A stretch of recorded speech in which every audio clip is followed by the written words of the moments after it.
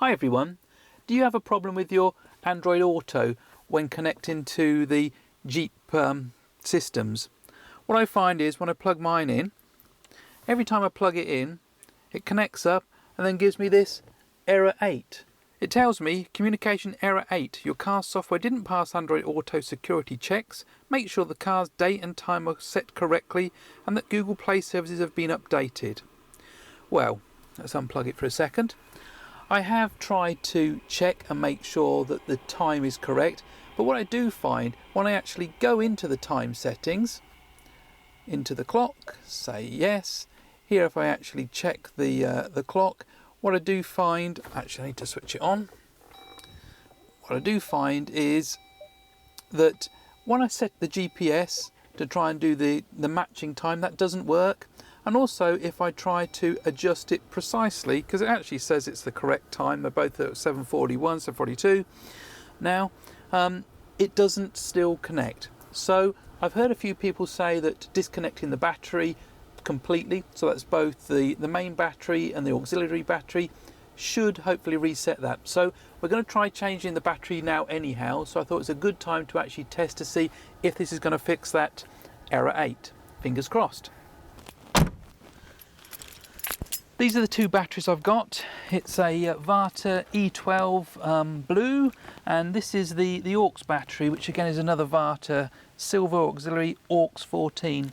And apparently from what I understand, it's different in the European models, that the battery is on the right hand side and that we should be able to get to the auxiliary fitting pretty easy, because supposedly it's directly underneath the main battery. So let's get in the car.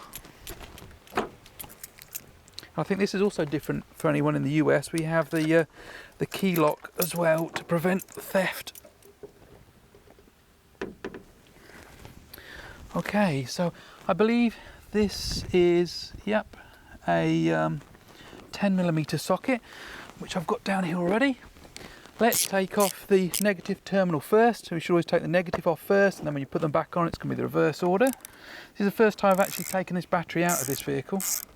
Okay, let's carefully tuck that round and out the way there if we can. Then this, I assume this cover's going to come off now as well. Let's pop that there. And might need an extension to get down to those. Yep, I need another extension on the old socket thing, because there's the two clamps down the bottom. Is that enough? Ooh, just. And it's obviously the favourite 10mm socket which fits on there. So that's the two bolts undone. Lift it out. Pretty heavy. But is that exactly the same size? Just to make sure. Oh, it's not exactly the same size. Interesting, even though I set that up as being the same. Oh, great. Terminals in the opposite side as well. So that's not the right battery for it. That's not good. Okay, so despite getting the wrong battery for that, I'm at least going to have a look in the auxiliary now and see if that is the correct one or not as well. And I can see down here, I'm guessing this must be the compartment that's going to come out with the battery underneath it. Okay, that's loose now. Right, let's see if we can get this little trap door out. How does it come out then? It's just pull out, does it? Guess so. Is that like a... Oh, I see it. It's like slides back like that somehow. Push. That's one out. Get the other one out. That's two out. Okay, so there it is. And that is looking like the same battery, I think. That disconnected as well. Get the neutral terminal off first. Or negative terminal, I should say. And let's get the live off as well. This looks a lot easier than the US models. From what I understand, those ones you either have to take out the complete fuse box, which is on the other side for those as well on top of it, or I hear the other option is to go in through the wheel arch, which means you've got to take all the wheel arch off or the fender off, and then it's going to break all the clips, etc. But this seems to be a lot better thought to have it here. Okay, that's that one out. Now, this might be interesting lifting it out.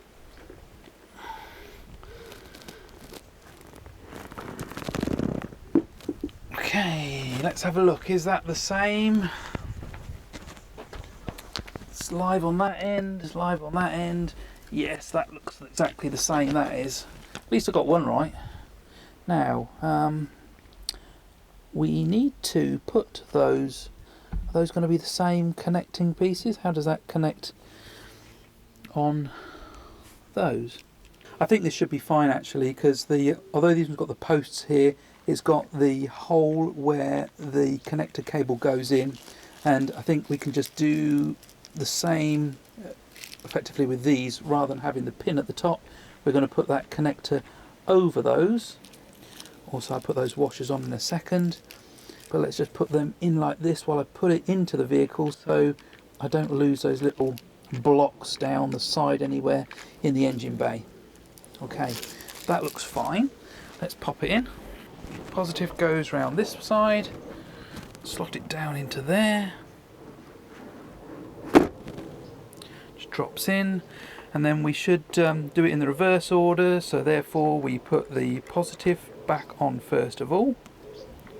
Let's use one of those washers that were with it as well. Tighten it back up, cover it over,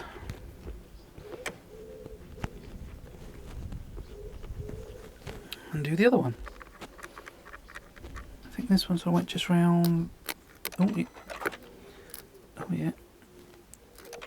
Yes, I can hear you wanting to do stuff. Ouch. There we go, that's back on. Right, there, in. Okay.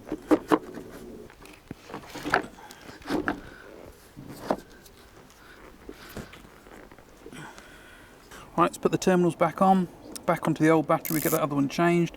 Live back on first. Make sure that's well seated in there. Nice and tight. Cover that over. Now, where are the keys? They're just there. I'm assuming the alarm's not going to go off or anything. I want to put it back on because it had the auxiliary battery in there, but I have got the keys in the front there just in case. Yep, nothing, that's cool. No one reminded me to put this back on, did they? I'll take them off again. Okay, we're back together. Be interesting to see how the auto stop start works now. Before it tended to work only if I put it on a battery tender or battery charger and charge it up for a while. Maybe now with the new aux battery, maybe that'd be better.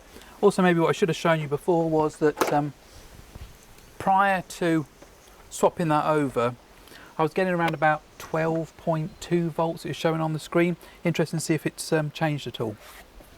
Okay, so I can see that by obviously disconnecting the battery, it's put all back to the factory defaults, and I'm guessing I'm going to need to repair my phone and do all those connections as well to see if that is going to connect now. So interestingly, it's actually remembered my phone. It didn't completely wipe them all off. I've still got it set on the smartphone device mirroring. Let's see if it's set in the Android Auto. Let's plug it in and see if it's made any difference. Yes, allow. It's connecting. Ah, look at that. I've got welcome to Android Auto. So that looks like that is correct. Continue. There you go, so that's fixed the problem. It just needed the battery disconnecting, I guess also including the auxiliary battery, so it completely took that out. And then we've got the Android Auto working. So if you have got that error code 8 on your phone, on your Android Auto, you know how to fix it now then. Simply take the battery terminals off, leave it for a few minutes, resets the system, and you should be up and running. Thanks very much, hopefully that's helpful. Take care.